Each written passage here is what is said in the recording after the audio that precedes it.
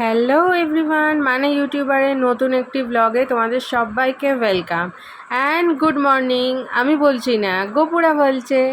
সকাল সকাল ওদেরকে খেতে দিয়ে তারপরই ভিডিওটা শুরু করলাম, ভাবলাম তোমাদের সাথে শেয়ার করি। কিচেনে এসে সবথেকে ফার্স্ট কাজ হলো ভাতের চালটা ধুয়ে ভিজিয়ে রাখা। এবার লাস্টে ভাতটা বসাই, তো সেটা করেই দেন আমি আলু আর কুমড়োটা কাটতে চলে এসেছি। কারণ আজকে রান্না হবে হচ্ছে পুঁই শাক, যেটা মাছের তেল দিয়ে, তো মানে মাছের মাথা নয়, মাছের তেল দিয়ে পুঁই শাক হবে। আর তার জন্য পুঁই শাক আর বেগুন কাটা ছিল, আর আমি তখন এসে রান্নার সময় জাস্ট আলুটা আর কুমড়োটা কাটবো, তো সেটা করতেই চলে এসেছি। এত গরম আর ভালো লাগছিল না আজকে। মানে লাস্ট 3 দিন ধরে প্রচণ্ড গরম পড়েছে।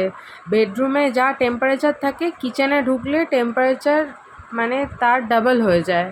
বাট কিছু করার নেই, কিচেনে ঢুকতেই হবে। মানে এটা আজকে ঢুকেই রিয়েলাইজ করলাম যে কিচেনে বোধহয় টেম্পারেচারটা বেশি। আর আলুটা দেখো, কাটতে গিয়ে দেখছি যে কেমন একটু পচা পচা। আসলে এত গরম না, আলু এনে রাখলেও আর কি আমাদের ওই কিচেনে তোমার ওয়ার্ড্রবের ভেতরে থাকে বোধহয়, তার জন্যই আর কি আলু একটু, যে হাওয়া লাগছে না তো একটু নষ্ট নষ্ট হয়ে যাচ্ছে। আমাদের ফ্রিজার মানে ফ্রিজের নিচেও রাখার জায়গা আছে আর কি, আমি ফ্রিজারে বলতে যাচ্ছিলাম, ফ্রিজের নিচেও রাখার জায়গা আছে, বাট ওখানে পেঁয়াজ আর আদা রসুন এগুলো রাখা হয়, আলুটা ওখানে রাখি না।